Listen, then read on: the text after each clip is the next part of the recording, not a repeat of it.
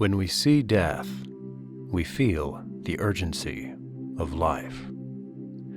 The last time I talked about art, we talked about memento mori, art that depicts death, making us see death in order to encourage us to live good, full, moral lives now. But despite memento mori's good intentions, I said that it was, at its most extreme, a bit pathological in its obsession with death, going so far as to display rotting corpses. And I often wonder if there isn't a better way than this to show us how to live fuller lives. At any rate, a field of vision which only sees death will lead to nothing but despair. And because of this, I wanted to offer a more positive counterpoint to that morbid perspective, with art that, rather than focusing on death, focuses on life, its creation and cultivation, because we must not think of the final end without also thinking about new beginnings. In my own bedroom, I currently have, as of the making of this video, 2 pieces of decor hanging on my walls. One is a memento mori, which is not particularly artistic, but which, for me, enshrines a specific point in time, and also reminds me every morning of my inevitable demise. The other object on my wall, by contrast, is a legitimate work of art, or at least a print of one, by yet another lesser-known Dutch artist named Pieter De Hooch, and this painting depicts the very opposite of death. While I would like to say that there is some deep reason for why I chose this painting for my bedroom, in reality the reason was no deeper than my gut-level fascination with the painting and the way it made me feel. As I was shopping around for different paintings, what really kept bringing me back to this one was the lighting of the painting and the spirit of tranquility and gladness it effused. I didn't want the dark or brooding art of Caravaggio in my room, nor anything too dazzling or dramatic. No fresco or painting which had been designed for a public space, like a church, would be intimate enough. So most of the Italian Renaissance was off the table.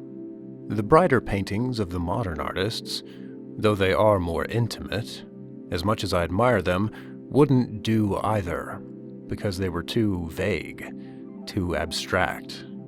The bedroom was the one place that needed to have concreteness. Renoir was too dreamy, and I wanted to keep my dreams within the confines of my own head, where they could do the most good. Cézanne was too stiff to let me relax in bed. Manet's figures, even when they looked right at you, always seemed like they wanted to be somewhere other than they were. They were always absent, and that spirit is antithetical to the spirit of the bedroom. Rembrandt is antithetical too, but from the other side. His figures have too much presence. They look back at you almost too intensely. They really do see you, and they feel like more than spectators, gazing in on the space of greatest privacy. Vermeer, at least, is indifferent to you. His paintings are a window opening up to another room in the house, which has a life of its own, completely unconcerned with you. Those who do look back at you seem to be turning toward a sound they may have heard, but their eyes see nothing that they are too deeply interested in. Even though they look at you, their interest, their attention, is in the opposite direction, more deeply behind the painting. But again, this window into an indifferent world is not something I could have, for the true bedroom cannot make itself an audience, no more than it can be a stage. And speaking of stages, Jan Steen is too theatrical, and Frans Hals is too loud. His figures shout, they speak in loud volumes. And this man's sleeve ruffles too loudly for me to sleep. Landscape and nature scenes were too vast or desolate for a place where grandness and isolation least belong. There is a reason why the celibate of all religions have fashioned their monastic sleeping places as cells rather than as true bedrooms.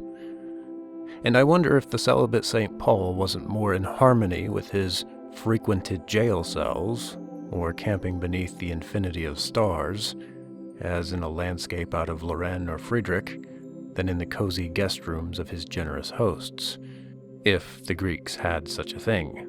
And I mean cozy guest rooms and not generous hosts.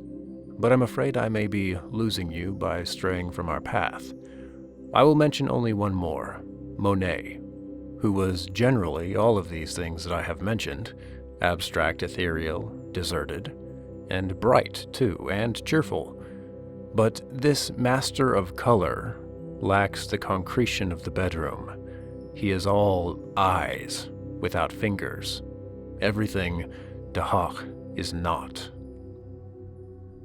De Hooch gives us figures we can touch, and light not just with which to see them, but in which to understand them. De Hooch's paintings achieve a sense of serenity that is unique in the artistic landscape. A serenity that is shared by the paintings of his colleague Vermeer, but which are not as voyeuristic.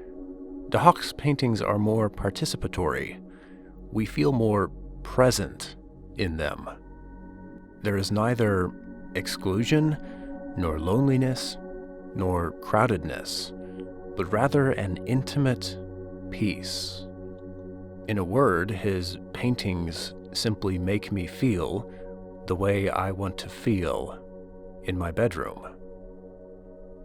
How does De Hooch achieve this sense of serenity? No doubt his figures play a part. The people in his paintings are almost Buddhist in their calmness. But more important than the Zen of De Hooch's paintings is his use of light. De Hooch was obsessed with light, and he became a master of it, using it to tell stories in light and shadow that, I believe, no one else has ever equaled. Here, he uses shadow to create a sense of intimacy. This figure is on the edge of two worlds. His back is turned to the party in shadows. What has happened between him and the party, we cannot say, but we can feel something, some echo of drama. There seems to be something that fascinated De Hooch about dark interiors with doorways of light. He likes his foregrounds and his figures in them in shadow, with a barrier between them and the light. But his doors and his windows are always open, allowing us to catch a glimpse of that light. I wonder if any painter painted more open doors from the inside than De Hooch. His use of light complements his mastery of spatial dimensions and really gives his work a sense of profound depth, both physically and metaphorically. Card players in a sunlit room hits you like a mile-long freight train with a blast of light that pours over this game of cards. It's a midsummer night's dream of a painting, where no one is interested in the person who is looking at them. It seems like three people are playing cards, but only the woman is engrossed in the hand she is playing. The man she is playing with, who is sitting almost behind her, might be able to see what she's about to play if only she weren't tilting the hand toward the standing man, at whom the male card player looks. The third man is actually not playing the game, but is drawn up so close to the game that we might think he is. But either way, he is just as disinterested in the game. We get the sense that he is looking directly into the wine glass from which he is drinking. Although, I for one couldn't help but feel like he was turning his head to look at the servant girl outside. But maybe that's just the effect of the light. At any rate, De Hooch uses light to say something about human relationships. Here, the light not only invades from the door in the background, but also illumines the two young people in the foreground, highlighting them, instead of the older people in the shadows. I don't know about you, but it looks to me like this young man might be cheating, and he's letting us in on the secret. De Hooch really likes to highlight couples with light. In this painting, I'm afraid, for once, we are voyeurs standing in the shadows, watching a couple that is completely unaware of us as they play with a parrot. When a couple is together, they become a kind of world unto themselves. The rest of the world is shut out. We can look at them, but we cannot enter their little private world. Occupancy of two. And from their perspective, the rest of the world, be it never so bright, fades into the shadows of their awareness. When a couple sits playing cards, the light shines on the person the man really cares about. The other fades into shadow like a phantom. There is only one woman who truly exists for him. As they are going for a walk in the Amsterdam town hall, this couple looks at the world around them, but their minds are really on each other. They are in the light, while the world is in shadow. The reason they sallied forth into the world is simply to make the space between them more pronounced, to become brighter to each other. And look, there's that darn lighted door and window in the background, which, when you think about it, is contradictory. Light is shining in on these two from two directions, as if the sun were in two places at once, breaking the laws of nature, or as if there were two suns revolving around this tiny world. This same effect is created more naturally in the bedroom, which, by the way, is what this painting is called. The light which marked off the married couple from the rest of the world is now gone. Light centers dramatically on the child. Maybe a boy or maybe a girl. Dutch children of both genders wore dresses like this at this age. And the child is lit from the front by a window on the left, and from behind by the open door which he or she has just been bursting wildly through.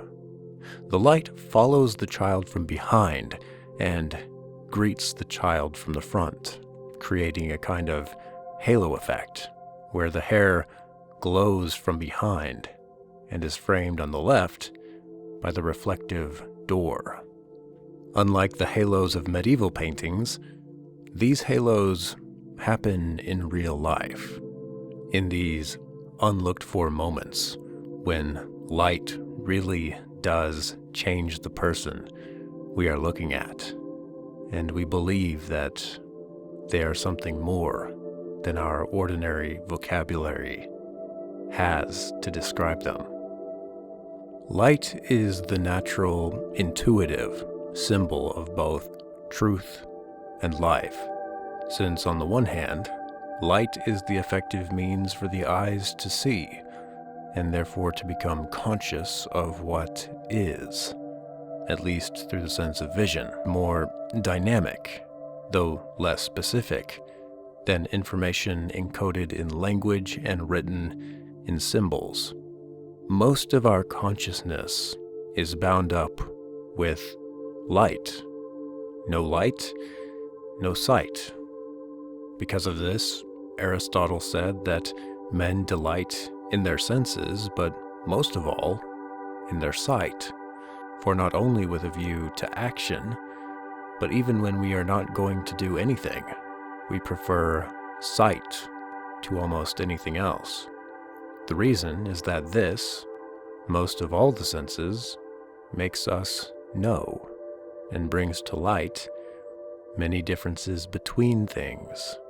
And for the pervasively Christian Dutch culture of the 17th century, it would have been second nature to think of light as symbolic of both truth and life. For with you is the fountain of life. In your light do we see light. In him was life, and the life was the light of men. I am the light of the world. Whoever follows me will not walk in darkness, but will have the light of life. The connection between light and life is interesting. Without the warmth of light-making things, like the sun or fire or electricity, our bodies would be cold, numb, and unable to feel. Without light, there would be no life, save that which stirs the ocean depths and haunts the recesses of the deepest caves. But did such life emerge from there, or merely adapt to it after turning its back on the light which made it? This is very possibly De Hooch's own wife and child, and he portrays them in as heavenly a manner as possible, because who could do otherwise? Parents know that it is only natural and therefore truthful to halo one's own child if the child is to be depicted truthfully through the father's eyes. And who else's eyes are we looking through, if not the eyes of the father, who, like the mother, turns to see the child who has just blundered in? The father, as artist, chooses to depict out of all the moments of the child's life, a moment like this, when the child has just been playing a game outside, but returns inside to the mother, with arm stretched upward and leaning forward on the balls of the feet, so as to push the door open. And now the child is carried a little bit forward by its kinetic energy.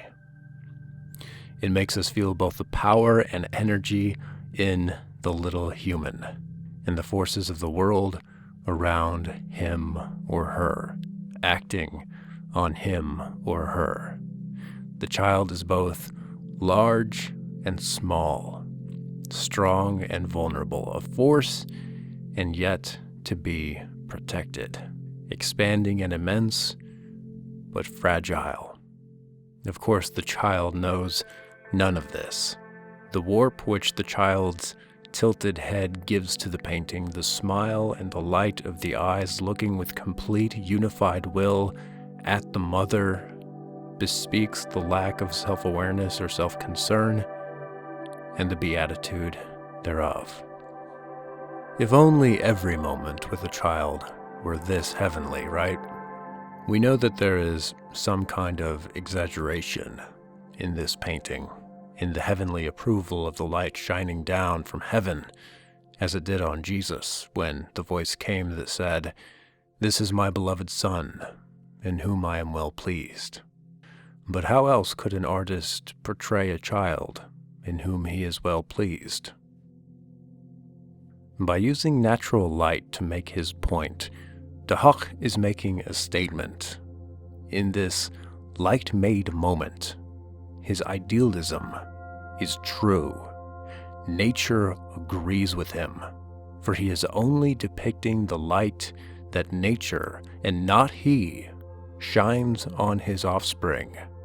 And he is assured that what is commissioned by light is no mere subjective passion. There is a reason why different forms of lighting affect us in different ways, why the light of morning and evening seems to feel different than midday.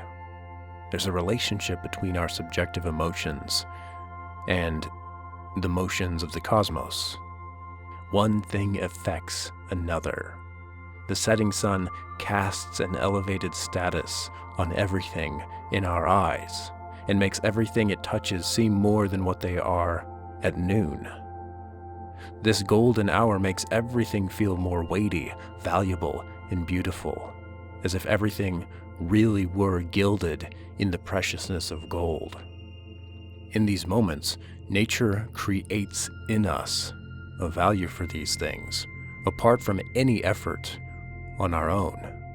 Against any logical objections, nature uses light to make us feel the value of things. The mother looks back at the child as someone who respects that feeling which the light has made her feel, the inner truth which the halo is trying to reveal in an outlined transfiguration, thus completing the focus of the painting with the eye contact between the two subjects. This is not a painting about two people, but about a single moment and a meaning between two people, or three people, if we consider our point of view to be that of a father or guest, momentarily uncared for, watching this drama unfold. Either way, we are not the center of attention.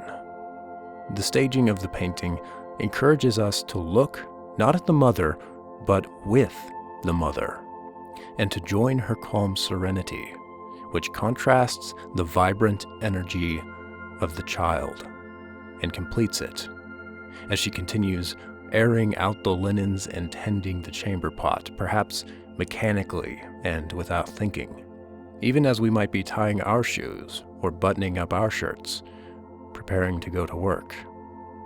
Even just one child will force the mind and hands to be many places at once. At worst, this is a maddening chaos. At best, I cannot say what it is, but it is at least the great diversion from our minute tasks and mundane labor. For what, after all, does the child want? Why is the child here? Why this invasion? Why has the child left the game and come back to us?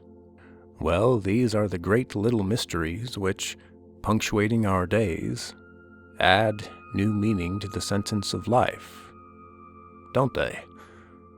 Thoreau says we require that all things be mysterious and unexplorable, that land and sea be infinitely wild, unsurveyed and unfathomed by us, because unfathomable. We need mysteries, and I wonder if anyone ever considered that it is the human capacity for making mysteries, not least of which is the making of children, which are mysteries, and makers of uncertainties, that is the great light of life. Aristotle defined human beings as sources, or origins. And by bringing humans into our lives through friendship, romance, having children, and keeping these relationships through loyalty to our parents and siblings and community involvement, we surround ourselves with sources, potentialities, mysteries, which warp our lives into a more necessary shape, like gravitational centers, pulling and being pulled. Here, a mother laces her bodice while tending a baby, as in the background, a toddler stares transfixed into a world of pure light, the great mystery of pure potential. There was at least one thinker who considered this dimension of life, one who was profoundly influenced by Aristotle. Hannah Arendt, in her book, The Human Condition, designated 3 fundamental activities that encompass the sphere of human life: labor, work, and action. Labor, by her definition, are those activities which center on biological life, ensuring individual survival and the continuation of the species. It's also the work that you are forced to do to survive and make a living. Work, by contrast, consists of activities not related to biological life and centers on making and working with objects, dealing with artifacts, that transcend human life.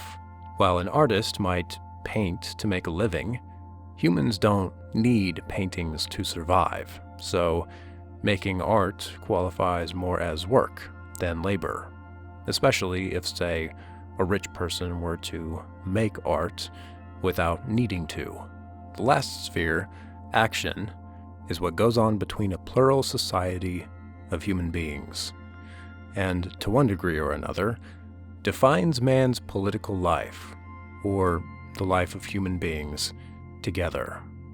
All three, according to Arendt, are based on natality, or the principle of giving birth, or to use Aristotle's terminology, the idea that humans are a source.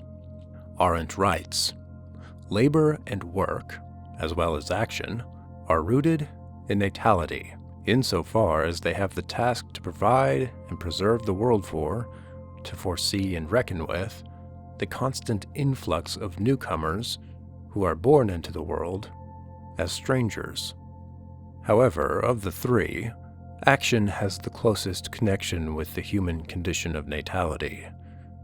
The new beginning, inherent in birth, can make itself felt in the world only because the newcomer possesses the capacity of beginning something anew. That is, of acting. In this sense of initiative, an element of action, and therefore of natality, is inherent in all human activities. The Stanford Encyclopedia of Philosophy says of Arendt's philosophy, Arendt also stresses the fact that since action as beginning is rooted in natality, since it is the actualization of freedom, it carries with it the capacity to perform miracles. That is, to introduce what is totally unexpected. It is in the nature of beginning, she claims, that something new is started which cannot be expected from whatever may have happened before. This character of startling unexpectedness is inherent in all beginnings. The fact that man is capable of action means that the unexpected can be expected from him, that he is able to perform what is infinitely improbable. And this, again, is possible only because each man is unique, so that with each birth, something uniquely new comes into the world. Unfortunately, there isn't enough time at present to delve into the richness and complexity of Arendt's sophisticated and nuanced political philosophy. But perhaps that is just as well. The point of all this is not to go on thinking or speaking or listening, but to act. In Aristotle's ethical writings, the dimension of man that is a source falls into Aristotle's category of choosing, which is meant to move us beyond mere reflection or deliberation, toward taking action, ultimately toward action that will lead to our happiness. Because, after all, happiness is an action. The point here is to do something, because by acting not only do we birth into the world the mysteries that we need, but by taking action, we also gain an understanding of the mysteries which previously we had merely contemplated. This is the sense of the Carl Jung quote, which opened this video. The larger context reads as follows. It does not suffice in all cases to elucidate only the conceptual context of a dream content. Often it is necessary to clarify a vague content by giving it visible form. This can be done by drawing, painting, or modeling. Often, the hands will solve a mystery that the intellect has struggled with in vain. While Jung is primarily dealing with understanding dreams here, he is kind enough to phrase his last sentence abstractly enough to make it a principle that applies across multiple domains. By using our hands and our bodies, we solve mysteries. And this means making things, including art, giving things visible form with painting. But it also means making children. De Hooch has a unique reverence for everyday mothers with everyday children, and for capturing moments between mother and child, whether it is helping with the wash, or helping to peel apples, helping to make friends between babies and toddlers, passing a jug which seems to contain the world to a child, as if the mother were conferring her adult image on the child, just as Michelangelo's God transfers his divine image to Adam. And of course, there is among my favorites, a child face planting into the mother's apron as the mother delouses the child's hair. The painting is also known as A Mother's Duty. In De Hooch, we have the intersection of Jung and Arendt, centuries before these thinkers were born. We have an artist giving visible form in painting, which is Arendt's definition of work, and Jung's prescription of therapy, depicting the human aspects of labor, of bringing forth new life, and doing menial chores while creating new life, all within the boundaries of one frame. And these pictures give us the light in which we can see even things that cannot be put into words. Indeed, much of the meaning of life, I believe, involves seeing rather than understanding, or rather, understanding by seeing, and seeing by acting. I'm reminded of Seneca, who ruminated, "A life spent viewing all the variety, the majesty, the sublimity in things round us can never succumb to ennui. The feeling that one is tired of being, of existing, is usually the result of an idle and inactive leisure." It seems we can only see the sublimity of things by acting and being active. Only when we sit in idleness do we wonder what the meaning of life is. When we truly act, we do not need to ask. And I don't know if I've ever heard anyone who has boldly given themselves to having children ever ask what the meaning of life is. We do not even feel the need to know, if we are not already convinced in our acting that we do know, when we are giving birth. Some things can only be known in action-based experiences that cannot be articulated, as when a man knows a woman, which in the Old Testament was, after all, a euphemism for procreation. Life is known and lived more through images of life than images of death, and your meaning will only be as deep as the life you create, be it children like this, or the innumerable spiritual children of the celibate St. Paul. And you can be sure that life and meaning will all too gladly shrink itself to the shallowness of your evasions and excuses. For those who will not create life, the only remaining way for life to be large and sublime is to shrink oneself like Alice, to a smallness that allows oneself to swim in a pool of one's own tears, as in an ocean.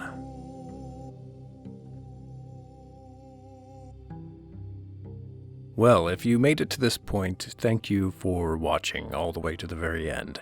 This video ended up becoming way longer than I expected, but only because it became a lot more meaningful for me than I expected it to be whenever I set out to start talking about this one painting. And so I hope that it's just as meaningful for you as well. To everyone who does regularly watch my content, I just wanted to say I am sorry for not having a video out for like a month. Basically, I've just gotten so engrossed in researching and writing for different projects that I haven't actually gotten around to finishing a video until now. But the good news is that I've got a lot of videos coming whenever I can finally get around to finishing them. For the Patreon, I've got a series on liminal spaces and living well through crossing thresholds. I have a lot of that written. I'll probably record the first video for that tomorrow since my voice is shot right now. But if you're on the Patreon already, you can look forward to that. For the YouTube channel, I've got my series on the Garden of Liberty, which I've been doing a ton of research for. And I think you'll really enjoy the videos I've got coming up if you're interested in either history, political philosophy, or farming. And then I've also got a series on Kubrick's films coming up. I want to review and analyze all of Kubrick's films. Hopefully, those videos will be shorter than usual, and I'll be able to get those out every week. That's my goal. We'll see how it goes. Let me know what you guys think in the comments. It'll be good to hear from you all after a month of absence. Hope you all have been doing well, and if I don't hear from you in the comments, well, I'll see you next time.